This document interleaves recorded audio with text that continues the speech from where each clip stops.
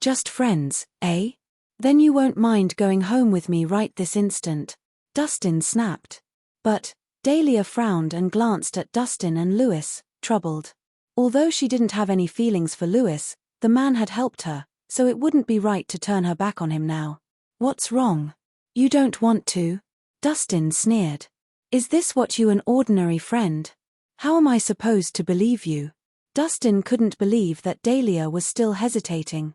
It seemed that he was even less important than her ordinary friends, and here he thought that their relationship had been improving. It must have been his imagination.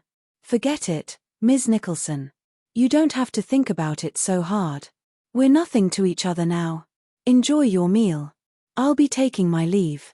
Dustin shook his head and turned around. Wait for me. Grabbing 2 bottles, Adam hurried after Dustin. He didn't have any experience when it came to love, so he couldn't help Dustin. After stepping out of the restaurant, Dustin remained motionless as he faced the cold wind, feeling frustrated. He was at a loss for how to deal with his emotions. He may have said it was fine, but his heart still stung when he saw Dahlia with another man. Forget about her, buddy. There are lots of women everywhere else. Adam stepped forward and patted Dustin's shoulder. With your skills, it won't be hard for you to get any woman you want.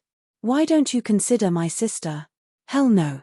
A feminine voice rang out from behind them. The 2 men spun around to see a stunning woman heading toward them. It was none other than Dahlia. Why did you come out? Dustin was surprised. He didn't expect her to stare after him, assuming she would ignore him.